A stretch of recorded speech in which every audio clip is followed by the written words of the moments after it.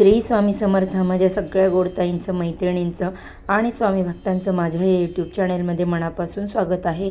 आजचा दिवस तुम्हाला सुखाचा, समाधानाचा, आनंदाचा आणि स्वामीमय जावो हीच महाराजांच्या चरणी प्रार्थना करते आणि आपल्या या आजच्या नवीन व्हिडिओला सुरुवात करते। ओम महालक्ष्मीचं विद्मही विष्णुपत्नीचं धीमहि तन्नो लक्ष्मी प्रचोदयात। नमस्कार सर्वांना कोजागिरी पौर्णिमेच्या खूप खूप शुभेच्छा। बघा, कोजागिरी पौर्णिमा ही आज 8:41 सुरू होणार आहे आणि उद्या 4:56 दुपारी संपणार आहे। आता महत्त्वाचा प्रश्न असा आहे की प्रदोष काळामध्ये सत्यनारायण करत असतो। बघा, आज रात्री 8:41 पौर्णिमा आहे ती चालू होणार आहे, म्हणून आपल्याला सत्यनारायण करता येणार नाही। खरं तर त्या कालावधीमध्ये सत्यनारायण करायचा असतो, पण उदय तिथीनुसार आपल्याला उद्या सत्यनारायण करायचं आहे असं कॅलेंडरमध्ये लिहिलेलं आहे, म्हणून सत्यनारायण आपल्याला उद्याच करायचा आहे। दुसरा महत्त्वाचा प्रश्न की पौर्णिमेचा उपवास कधी करायचा, तर तो अर्थात 17 तारखेला म्हणजेच उद्या करायचा आहे। ज्यांचं पौर्णिमेच्या दिवशी 11 गुरुवारचे व्रत आहे किंवा ज्यांचा गुरुवार आहे ते धरू शकतात, सत्यनारायण पण करू शकतात, त्याचा गुरुवारशी काही संबंध नाही। पण ज्यांचा उपवास 11 गुरुवारचं व्रत आहे ते ह्याच्यामध्ये ते काउंट करू शकत नाही। तुमच्या कोणत्या जर व्रताचं उद्यापन असेल ते देखील तुम्ही करू शकता। उद्यापन हे अमावस्येला चालत नाही, पौर्णिमेला केलं तरी काही हरकत नाही। या काही ज्या शंका होत्या त्या मी आता आपल्याला इथे सांगितलेल्या आहेत। बघा, आता आपल्याला कोजागिरी पौर्णिमेच्या दिवशी घरात एक स्वस्तिक काढायचं आहे। आता हे स्वस्तिक कुठल्या ठिकाणी काढायचं आहे आणि का काढायचं आहे, आणि आपण जेव्हा आज चंद्र, इंद्र, कुबेर, माता लक्ष्मी यांची पूजा करणार आहोत त्याच्या आधी आपल्या मुख्य दरवाजावर एक दिवा लावायचा आहे। तो कसा लावायचा या संदर्भात माहिती आजच्या या व्हिडिओमध्ये मी तुम्हाला सांगणार आहे, तर संपूर्ण व्हिडिओ तुम्ही शेवटपर्यंत नक्की बघा। व्हिडिओ स्किप न करता तो पूर्ण बघा, म्हणजे तुमच्या सगळ्या प्रश्नांची जी उत्तरं आहेत ती तुम्हाला मिळतील। तर बघा, सगळ्यात आधी आपल्याला स्वस्तिक काढायचं आहे। स्वस्तिक का काढायचं? आपण हिंदू धर्मामध्ये जे काही शुभचिन्ह आहे त्याच्यामध्ये आपलं स्वस्तिक हे खूप जास्त महत्त्वाचं आहे। स्वस्तिक हे शुभतेचं प्रतीक मानलं जातं, मंगल्याचं प्रतीक आहे। स्वस्तिक अशा 3 अक्षरांचा स्वस्तिक शब्द बनलेला आहे। स्व म्हणजे चांगला, स्त म्हणजे शक्तिशाली, ज्याच्यामध्ये खूप जास्त अस्तित्व आहे असा, आणि क म्हणजे करणारा, चांगली शक्ती प्रदान करणारा, चांगलं अस्तित्व प्रदान करणारा, असं या स्वस्तिकला आपल्याला आज काढायचं आहे किंवा उद्या काढायचं आहे। तर उद्या 8:41 कोजागिरीला सुरुवात होणार आहे। बघा, तुम्ही स्वस्तिक 9 वाजल्यानंतर कधीही काढला, 9ला काढला, 10ला काढला तरी चालेल। ज्यांना आज स्वस्तिक काढणं शक्य होत नाही त्यांनी उद्या काढावा।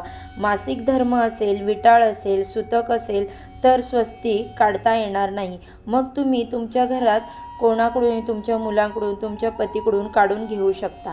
आता हे स्वस्तिक कसं काढायचं आहे आणि ते कुठे काढायचं आहे ते मी तुम्हाला सांगते। बघा, आपल्या हिंदू धर्मामध्ये मुख्य दरवाजावर स्वस्तिक काढलं जातं, आणि ते मुख्य दरवाजावर का बरं काढलं जातं?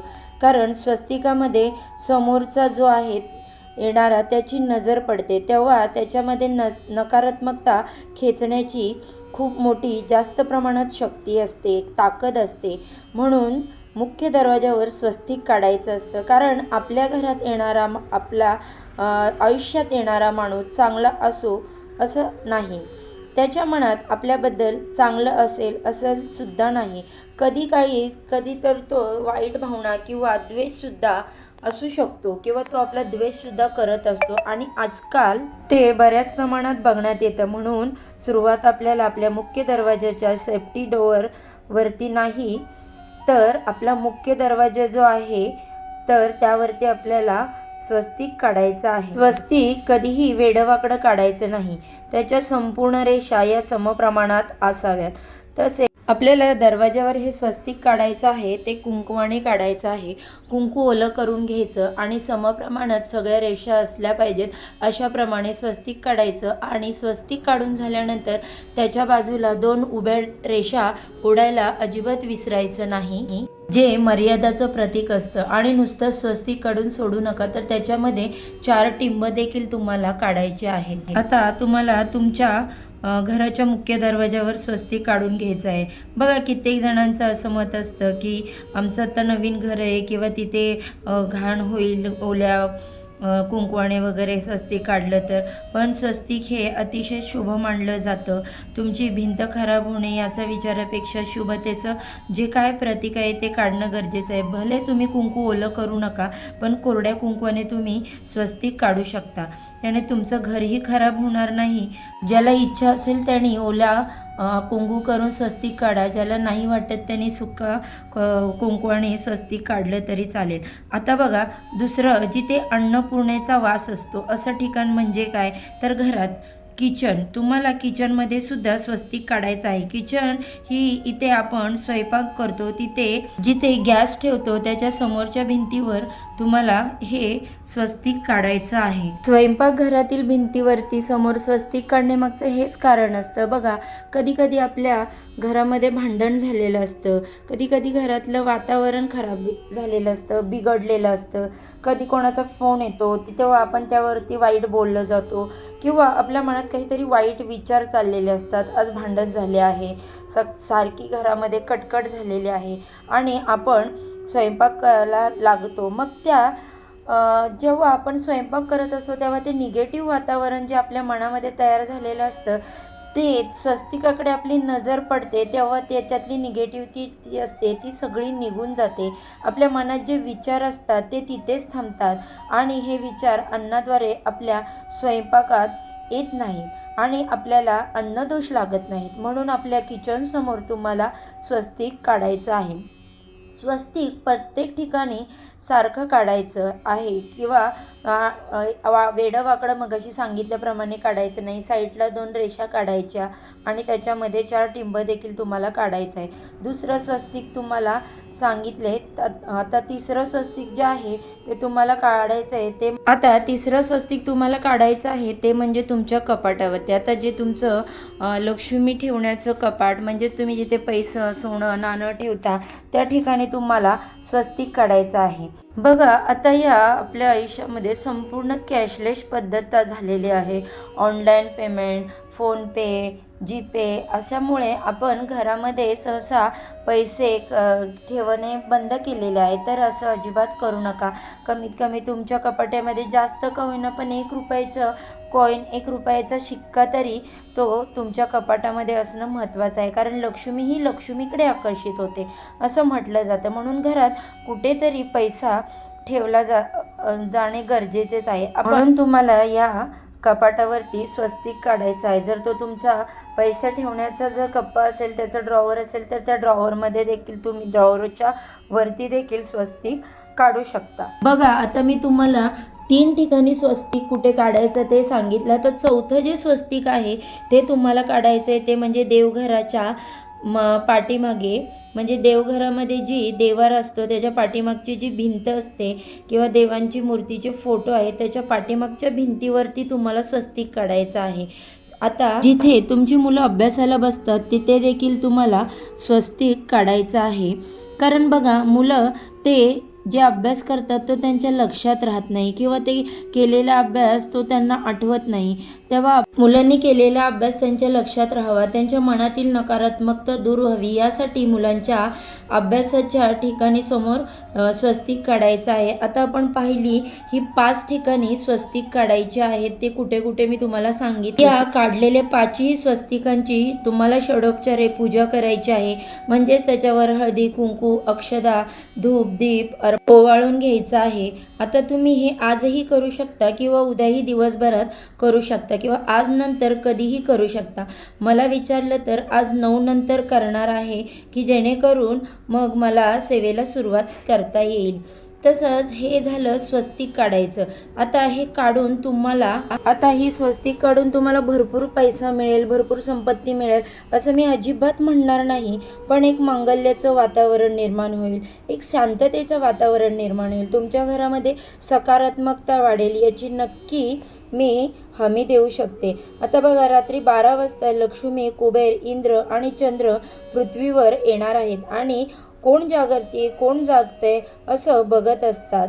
आता कोण जागा आहे त्यांना ते भरभरून आशीर्वाद देणार आहेत.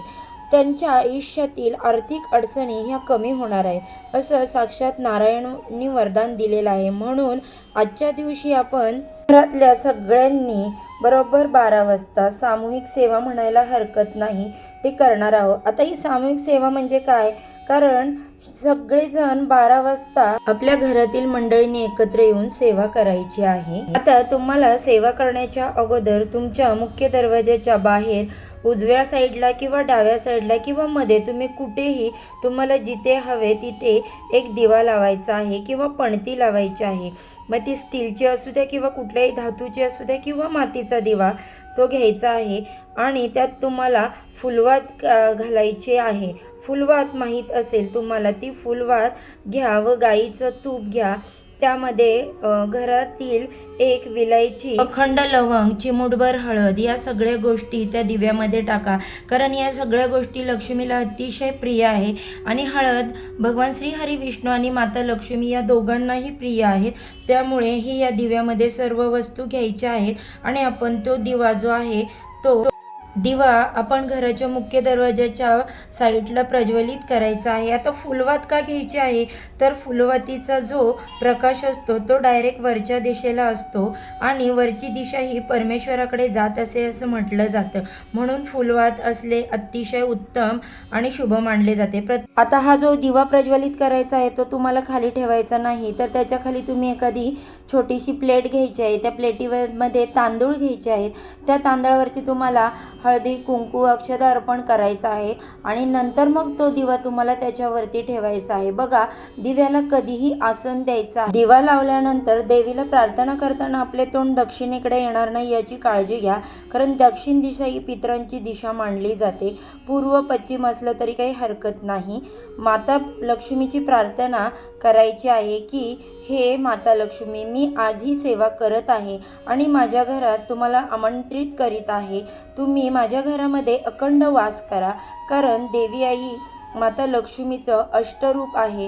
तर तू ही अष्टरूपामध्ये स्वरूपामध्ये माझ्या घरामध्ये वास कर अशी प्रार्थना करायची आहे लक्ष्मी मातेला आणि तुम्ही या सेवेला सुरुवात करायची आहे. आता त्यानंतरचा प्रश्न येतो की दरवाजा लावून मग सेवेला बसायचं का? तर नाही, मी तर असं सांगेन, दरवाजा उघडा ठेवला तर अतिशय उत्तम. तुम्ही जर फ्लॅट सिस्टीममध्ये राहत असाल तर तुमचा जो सेफ्टी डोअर आहे तो लावून तुम्ही ठेवू शकता. तुमचा जो मेन दरवाजा आहे तो उघडा ठेवून तुम्ही जो दीप प्रज्वलित केलेला आहे ते तुमची सेवा पूर्ण होईपर्यंत तो अखंड राहील याची काळजी तुम्हाला घ्यायची आहे. मग तुम्ही त्याच्यावरती काच देखील ठेवली तरी चालेल. आता यानंतर तुमचा प्रश्न असेल तर घरातील सर्व जणांनी जागं राहायचं का? जागं राहिलं तर अतिशय उत्तम. पण जर घरामध्ये छोटी मुलं असतील, ती झोपणार असतील, त्यांना झोपू द्या. म्हातारे लोक असतील, प्रेग्नेंट बायका असतील तर त्यांनी जरी झोपलं तरी चालेल. तुम्ही सेवा करणार आहात तर तुम्ही जागं राहिलं तरी ते महत्त्वाचं आहे. अशा प्रकारे याच्या व्हिडिओमध्ये मी जी सांगितलेली माहिती तुम्हाला आवडली असेल तर पटकन माझ्या व्हिडिओला लाईक करा आणि चॅनलला सबस्क्राईब करून बेल आयकॉन क्लिक करा. म्हणजे अशी छान छान माहितीचे व्हिडिओचे नोटिफिकेशन तुमच्यापर्यंत अगदी सहज पोचेल आणि तुम्ही एक पण व्हिडिओ मिस करणार नाही.